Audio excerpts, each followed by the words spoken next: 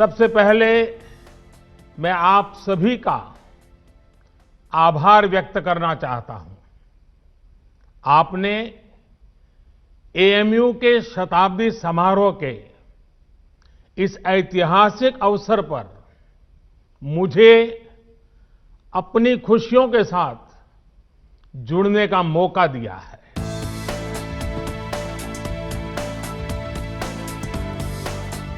आज एएमयू से तालीम लेकर निकले सारे लोग भारत के सर्वश्रेष्ठ स्थानों पर और संस्थानों में नहीं बल्कि दुनिया के सैकड़ों देशों में छाए हुए हैं।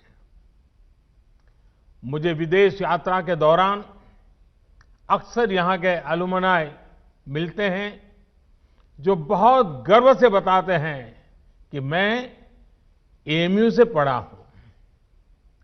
एएमयू के अलुमनाई कैंपस से अपने साथ हंसी मजाक और शेरो शायरी का एक अलग अंदाज लेकर आते हैं। वो दुनिया में कहीं भी हो भारत की संस्कृति का प्रतिनिधित्व करते हैं। अपने 100 वर्ष के इतिहास में एएमयू ने लाखों जीवन को तराशा है, संवारा है, एक आधुनिक और वैज्ञानिक सोच दी है, समाज के लिए, देश के लिए कुछ करने की प्रेरणा जगाई है। मैं सभी के नाम लूंगा तो समय शायद बहुत कम पड़ जाएगा। एएमयू की ये पहचान, इस सम्मान का आधार उसके वो मूल्य रहे हैं जिन पर सर सैयद अहमद खान द्वारा इस संस्थान की स्थापना की गई है। ऐसे प्रत्येक छात्र छात्रा और इन 100 वर्षों में एएमयू के माध्यम से देश की सेवा करने वाले प्रत्येक टीचर प्रोफेसर का भी मैं अभिनंदन करता हूं। अभी कोरोना के इस संकट के दौरान भी एएमयू ने जिस तरह समाज की मदद की वो अभूतपूर्व है। हजारों लोगों का मुफ्त टेस्ट करवाना, आइसोलेशन वार्ड बनाना, प्लाज्मा बैंक बनाना और पीएम केयर फंड में एक बड़ी राशि का योगदान देना समाज के प्रति आपके दायित्वों को पूरा करने की गंभीरता को दिखाता है। एएमयू में भी एक तरफ उर्दू पढ़ाई जाती है तो हिंदी भी, अरबी पढ़ाई जाती है तो यहां संस्कृत की शिक्षा का भी एक सदी पुराना संस्थान है। यहां की लाइब्रेरी में कुरान की मैन्युस्क्रिप्ट है तो गीता रामायण के अनुवाद भी उतने ही सहज कर रखे गए हैं। ये विविधता एएमयू कैसे और एएमयू जैसे प्रतिष्ठित संस्थान की ही सिर्फ नहीं देश की भी ताकत है। हमें इस शक्ति को न भूलना है, न ही इसे कमजोर पड़ने देना है। एएमयू के कैंपस में एक भारत श्रेष्ठ भारत की भावना दिनों दिन मजबूत होती रहे, हमें मिलकर इसके लिए काम करना है। साथियों, बीते 100 वर्षों में एएमयू ने दुनिया के कई देशों से भारत के संबंधों को सशक्त करने का भी काम किया है। उर्दू, अरबी और फारसी भाषा पर यहां जो रिसर्च होती है, इस्लामिक साहित्य पर जो रिसर्च होती है, वो समूचे इस्लामिक वर्ल्ड के साथ भारत के सांस्कृतिक रिश्तों को नई ऊर्जा देती है।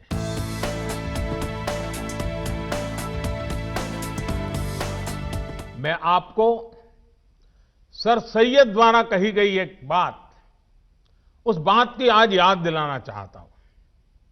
उन्होंने कहा था, अपने देश की चिंता करने वाले का पहला और सबसे बड़ा कर्तव्य है कि वो सभी लोगों के कल्याण के लिए कार्य करे, भले ही लोगों की जाति, मत या मजहब कुछ भी हो। साथियों, अपनी इस बात को विस्तार देते हुए सर सैयद ने एक उदाहरण भी दिया था। उन्होंने कहा था, जिस प्रकार मानव जीवन और उसके अच्छे स्वास्थ्य के लिए शरीर के हर अंग का स्वस्थ रहना जरूरी है, वैसे ही देश की समृद्धि के लिए भी उसका हर स्तर पर विकास होना आवश्यक है। साथियों, आज देश भी उस मार्ग पर बढ़ रहा है जहां प्रत्येक नागरिक को बिना किसी भेदभाव देश में हो रहे विकास का लाभ मिले। देश आज उस मार्ग पर बढ़ रहा है जहां का प्रत्येक नागरिक संविधान से मिले अपने अधिकारों को लेकर निश्चिंत रहे, अपने भविष्य को लेकर के निश्चिंत रहे।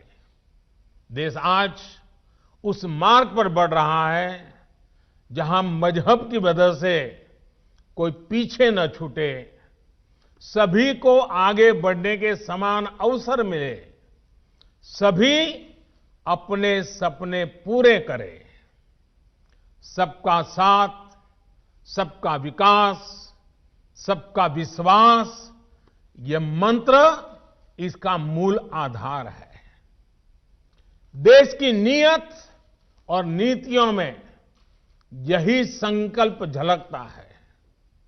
आज देश गरीबों के लिए जो योजनाएं बना रहा है, जो बिना किसी मत मजहब के भेद के हर वर्ग तक पहुंच रही हैं, बिना किसी भेदभाव 40 करोड़ से ज्यादा गरीबों के बैंक खाते खुले, बिना किसी भेदभाव 2 करोड़ से ज्यादा गरीबों को पक्के घर दिए गए, बिना किसी भेदभाव 8 करोड़ से ज्यादा महिलाओं को गैस कनेक्शन मिला, बिना किसी भेदभाव कोरोना के इस समय में 80 करोड़ देशवासियों को मुफ्त अन्न सुनिश्चित किया गया, बिना किसी भेदभाव आयुष्मान योजना के तहत 50 करोड़ लोगों को 5 लाख रुपए तक का मुफ्त इलाज संभव हुआ।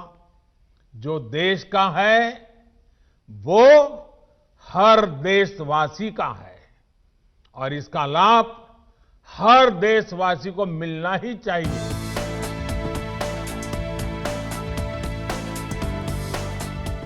जेंडर के आधार पर भेदभाव न हो, सबको बराबर अधिकार मिले, देश के विकास का लाभ सबको मिले, ये एएमयू की स्थापना की प्राथमिकताओं में था।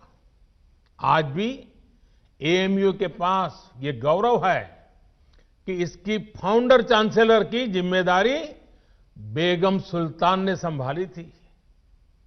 100 साल पहले की परिस्थितियों में ये किया जाना कितना बड़ा काम था, इसका अंदाज लगाया जा सकता है।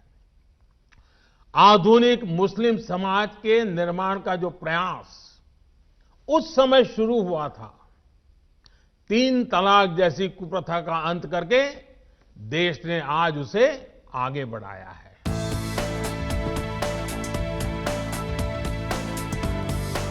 साथियों, एएमयू ने हायर एजुकेशन में अपने कंटेम्पररी करिकुलम में उससे बहुतों को आकर्षित किया है। आपकी यूनिवर्सिटी में इंटर डिसिप्लिनरी विषय पहले से पढ़ाए जाते हैं। अगर कोई छात्र साइंस में अच्छा है और उसे हिस्ट्री भी अच्छी लगती है, तो ऐसी मजबूरी क्यों हो कि वो किसी एक को ही चुन सके। यही भावना नई राष्ट्रीय शिक्षा नीति में है, न्यू एजुकेशन पॉलिसी में है। इसमें 21वीं सदी में भारत के स्टूडेंट्स की जरूरतों, उसके इंटरेस्ट को सबसे ज्यादा ध्यान में रखा गया है। हमारे देश का युवा नेशन फर्स्ट के आह्वान के साथ देश को आगे बढ़ाने के लिए प्रतिबद्ध है। वो नए नए स्टार्टअप्स के जरिए देश की चुनौतियों का समाधान निकाल रहा है। रेशनल थिंकिंग और साइंटिफिक आउटलुक उनकी पहली प्रायोरिटी है। राष्ट्रीय शिक्षा नीति में भारत के युवाओं की इसी एस्पिरेशंस को प्राथमिकता दी गई है। हमारी कोशिश ये भी है कि भारत का एजुकेशन इकोसिस्टम दुनिया के आधुनिक शिक्षा व्यवस्थाओं में से एक बने।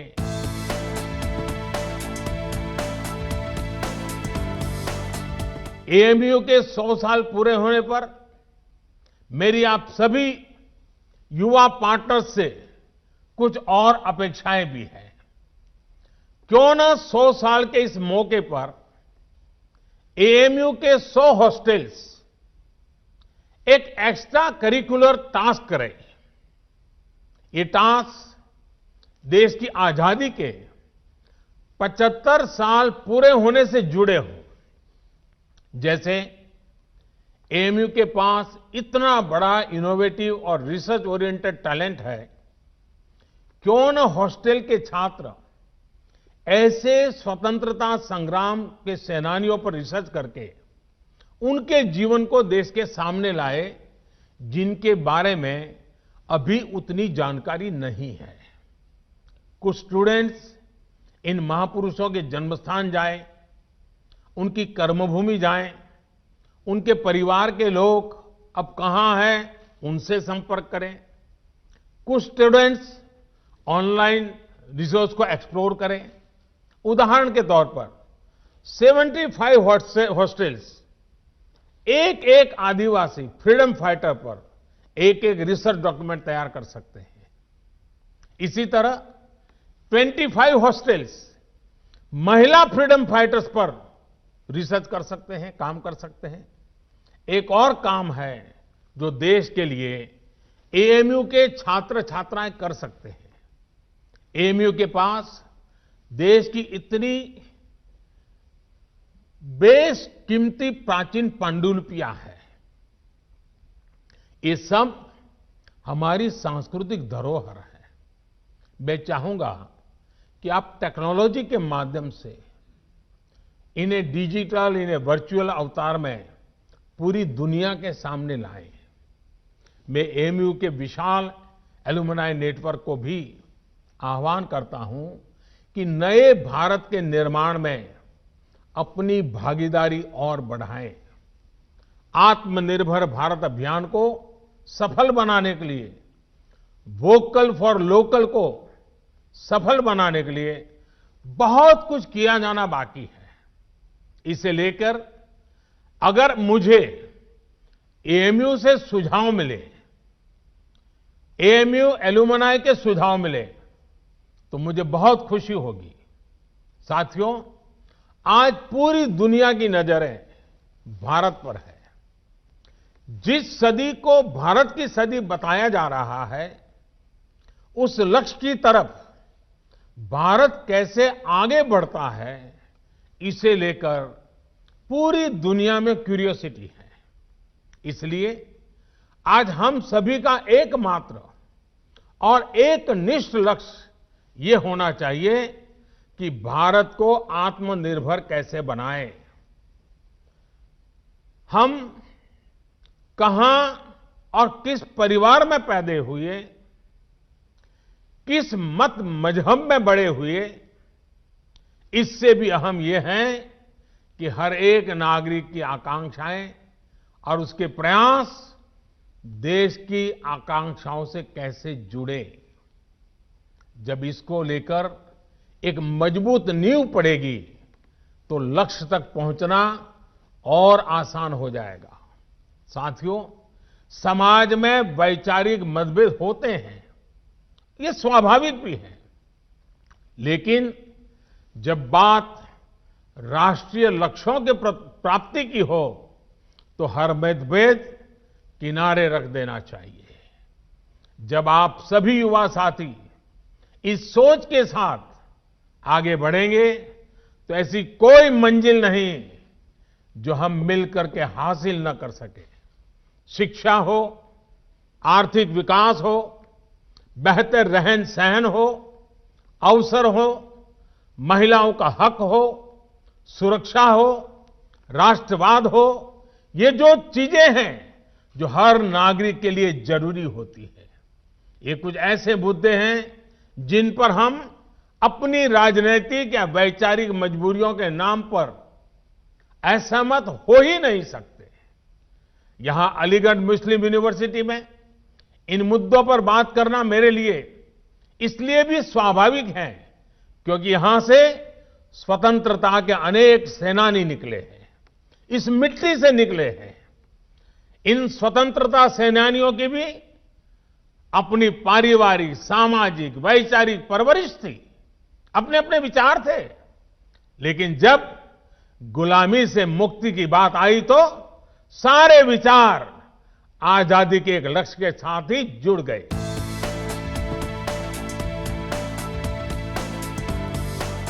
100 साल पहले 1920 में जो युवा थे उन्हें देश की आजादी के लिए संघर्ष करने का, खुद को समर्पित करने का, बलिदान देने का अवसर मिला था। उस पीढ़ी के तप और त्याग से देश को 1947 में आजादी मिली थी। आपके पास, आज की पीढ़ी के पास आत्मनिर्भर भारत, नए भारत के लक्ष्य को पूरा करने के लिए बहुत कुछ करने का अवसर है। वो समय था 1920 का, ये समय है 2020 का। 1920 के 27 साल के बाद देश आजाद हुआ था। 2020 के 27 साल बाद, जो कि अगले 27 साल 2020 से 2047 आपके जीवन के बहुत महत्वपूर्ण साल है। वर्ष 2047 में जब भारत अपनी आजादी के 100 वर्ष पूरा करेगा, आप उस ऐतिहासिक समय के भी साक्षी बनेंगे। इतना ही नहीं, इन 27 साल में आधुनिक भारत बनाने के आप हिस्सेदार होंगे। आपको हर पल देश के लिए सोचना है, अपने हर फैसले में देश हित सोचना है। आपका हर निर्णय देश हित को आधार बनाते हुए ही होना चाहिए। मुझे विश्वास है हम सब साथ मिलकर आत्मनिर्भर भारत के सपनों को पूरा करेंगे।